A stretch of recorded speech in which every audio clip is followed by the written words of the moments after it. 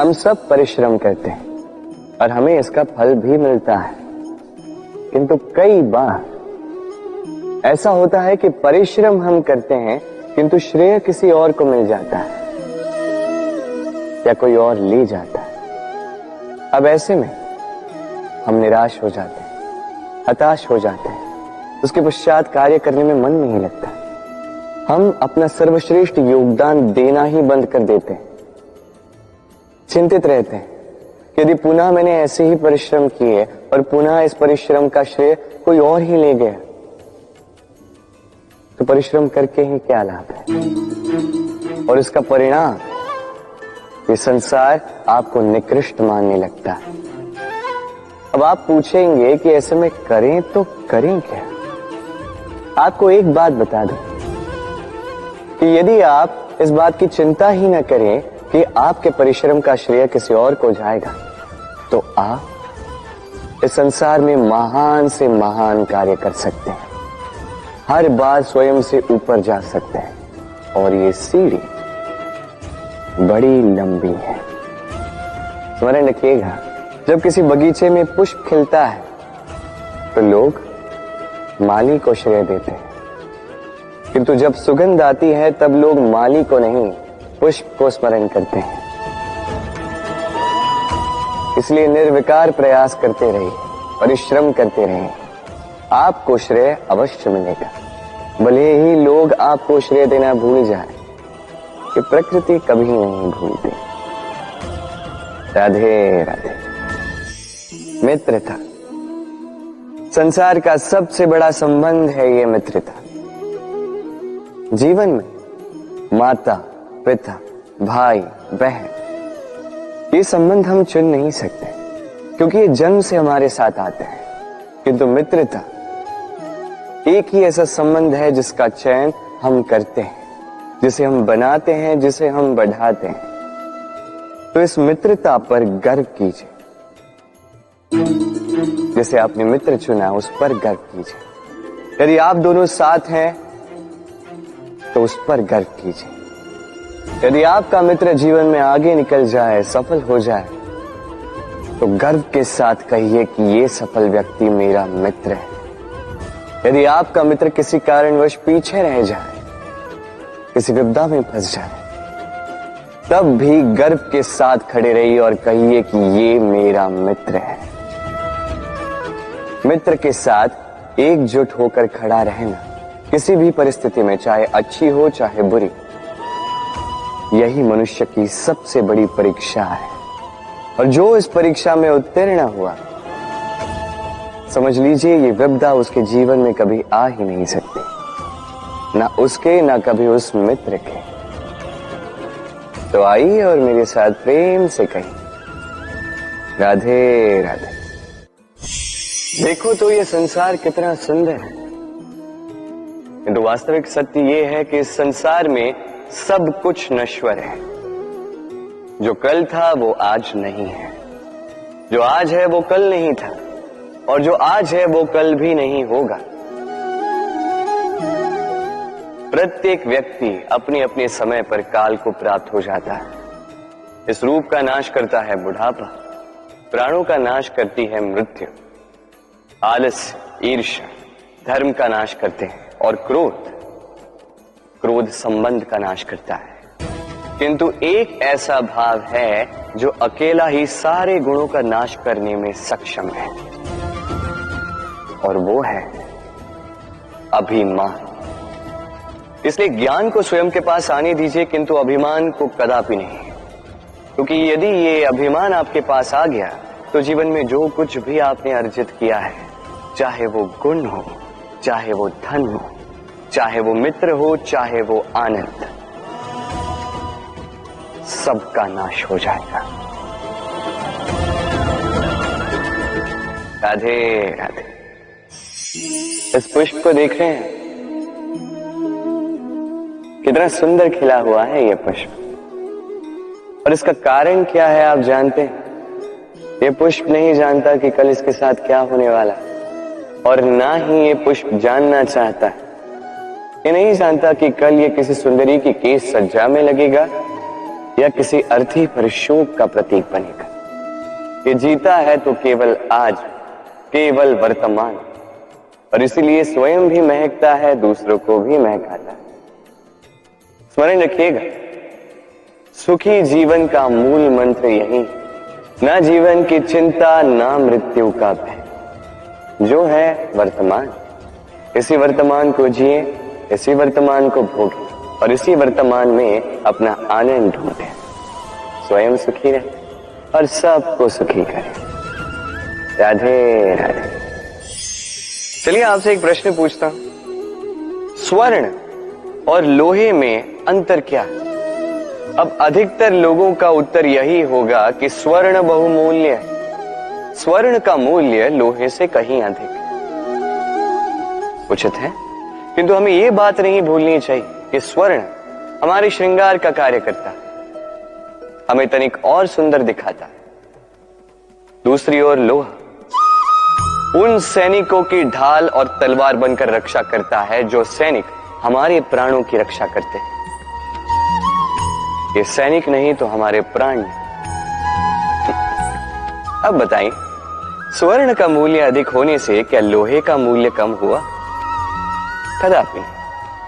इसी प्रकार इस जीवन में आप चाहे जितने प्रयास कर, कुछ न कुछ ऐसा अवश्य होगा जो आपको कभी नहीं मिलेगा, और इसके कारण स्वयं को हीन समझ लेना अनुचित है।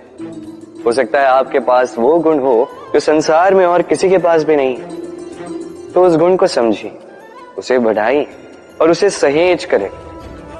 स्मरण रखिए, संसार में प्रत्येक व्यक्ति विशेष होता है और संसार में सभी को सब कुछ नहीं मिलता। स्वयं देख लीजिए, स्वर्ण को जिस दुकान में सहेज कर रखा जाता है, उस दुकान के ताले लोहे से ही बने। राधे राधे। सागर कितना विशाल होता है ये सागर, क्या नहीं कर सकता ये सागर? क्षण भर में त्राही त्राही मचा सकता है, प्रलय ला सकता है, संसार मिटा सकता है। ये सागर जीवन ज्योति बुझा सकता है। यदि कुछ नहीं बुझा सकता तो एक प्यासे की प्यास। दूसरी ओर ये गागर इतनी छोटी है कि गोपियां एक साथ 10-10 लेकर चल सकती हैं, किंतु यही छोटी गागर 20 की प्यास बुझा सकती है। अब बताइए, जल सागर में भी है और गागर में भी, फिर इतना अंतर क्यों? यहां पे अंतर है तो भाव के स्वभाव में। एक माटी में मीठा जल संजो कर रखती है, तो दूसरा अपने खारे पानी से किसी को भी माटी में मिला सकता है। आप क्या बनना चाहेंगे? सागर का खारा पानी बनकर किसी की आस बुझाना चाहेंगे, या मीठी गागर बनकर किसी की प्यास बुझाना चाहेंगे? निर्णय आपका है। राधे राधे।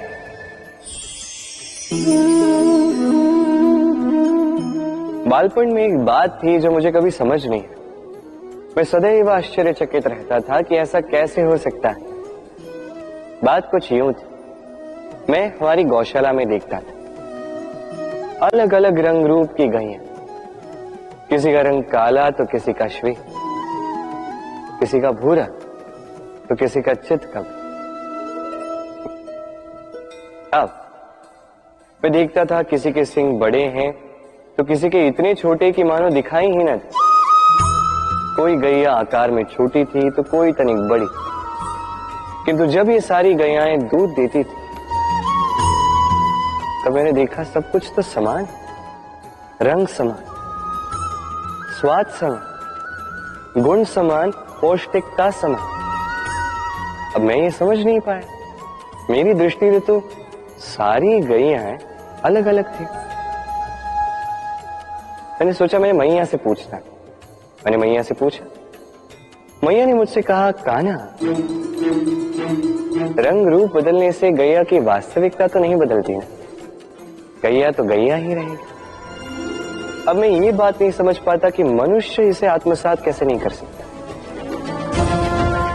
देखिए, रंग, रूप, जात, धर्म, भाषा, इससे ऊपर है मानवता। और मानवता का एक ही धर्म है और वो है प्रेम। तो यही प्रेम अब सब में बांटते रहे, प्रेम से सबकी सेवा करते रहे। इस मानवता का अमृत चख के देखिए, फिर आप समझ जाएंगे कि हम सब भिन्न भिन्न नहीं हैं, हम सभी एक हैं। राधे राधे। इस पत्थर को देख रहे हैं आप, इतना गोल, इतना चिकना है। बच्चों को अक्सर इसके साथ खेलना बहुत भाता है, और क्यों ना भाई, ये कितना सुंदर, कितना सुडौल है। किंतु क्या कभी आपने सोचा ये पत्थर पहले क्या था? किसी विशाल से पर्वत, किसी विशाल से चट्टान का एक बहुत बड़ा तीखा पाषाण का खंड, जो कहीं से नदी में गिरा, नदी की धारा के साथ बहता रहा, चट्टानों से रगड़ता रहा, रेत के कणों से रगड़ता रहा, और धीरे धीरे तब जाके इसने ये आकार पाया। अब हम भी इसी पत्थर की भांति हैं। स्मरण रखिएगा, आपका व्यक्तित्व, आपका ये स्वरूप ईश्वर की देन नहीं है। हाँ, प्रकृति ने अवश्य ही आपको जन्म दिया है, किंतु आप स्वयं अपने व्यक्तित्व के रचयिता हैं, और आप ये रचते हैं कठिनाइयों का सामना करके, संकटों की धारा पार करके। तो आप भी इसी पत्थर की भांति निरंतर प्रयास करते रहिए, अपना अस्तित्व बनाते रहिए, इस अस्तित्व को महान बनाते रहिए, और मेरे साथ प्रेम से कहिए राधे राधे। छोटे से मनुष्य के इस छोटे से मन में चिंताएं बड़ी बड़ी पाई जाती। माता पिता की चिंता, संतान की चिंता, पत्नी की चिंता, काम की चिंता, भविष्य की चिंता आदि इत्यादि। मनुष्य का ये मन चिंताओं का पिटारा है, किंतु धीरे धीरे यही चिंता चिता बनकर व्यक्ति को समाप्त कर देती है। चलिए आपको एक बात स्मरण कराता हूं, बात जो आप पहले से ही जानते हैं। कैसी विचित्र बात है ना। देखिए, आप इस संसार में आने से पूर्व भी ये संसार था, आप इस संसार से जब जाएंगे उसके पश्चात भी संसार रहेगा। अर्थात आपके आने से पूर्व और आपके जाने के पश्चात का समय आपके हाथ में है नहीं। तो आपके हाथ में है क्या? आपके हाथ में है वो समय जिसे आप अभी जी रहे हैं, वो समय जहां आप मुझे सुन रहे हैं, वो समय जहां मैं आपसे बात कर रहा हूं। बस यही आपके हाथ में है। अब इसका आप क्या करेंगे? चिंता करके नष्ट करेंगे?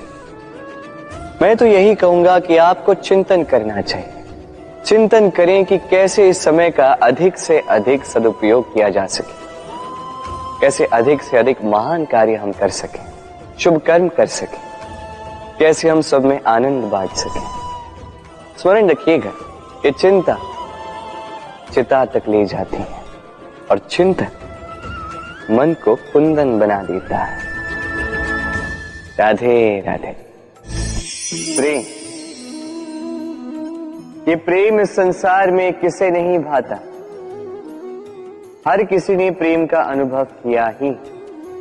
हर कोई जानता है ये प्रेम कितना सुंदर है, क्यों ना? ये प्रेम भाव इस संसार में सबसे शक्तिशाली भाव।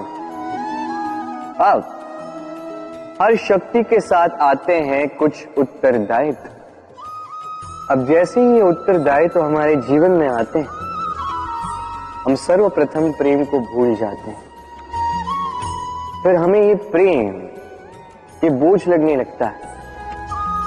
किंतु इस संसार का सत्य तो यही, हर प्रसन्नता के साथ उत्तरदायित्व आएंगे जिसका पालन हमें करना ही होगा। अब यदि मैं आपको उदाहरण दूं, आपके बगीचे में आप चाहते हैं कि एक सुंदर सा पुष्पों से भरा हुआ वृक्ष आए, तो सर्वप्रथम उसके लिए आपको जल, और धूप का आयोजन करना होगा। उसके जड़ों पर दीमक ना लगे ये आपको सुनिश्चित करना होगा। उसके आसपास उगी खरपतवार वो आपको हटानी होगी। उसी के पश्चात तो आपके उस बगीचे में वो सुंदर पुष्पों से भरा वृक्ष आएगा। क्यों? इसी प्रकार होता है प्रेम भी। सर्वप्रथम आपको इसमें समर्पण का खाद जल डालना होगा। अविश्वास और संदेह इसकी खरपतवार आपको हटानी होगी और विश्वास की ये जड़ें कभी ना दुर्बल पड़े ये आपको सुनिश्चित करना होगा।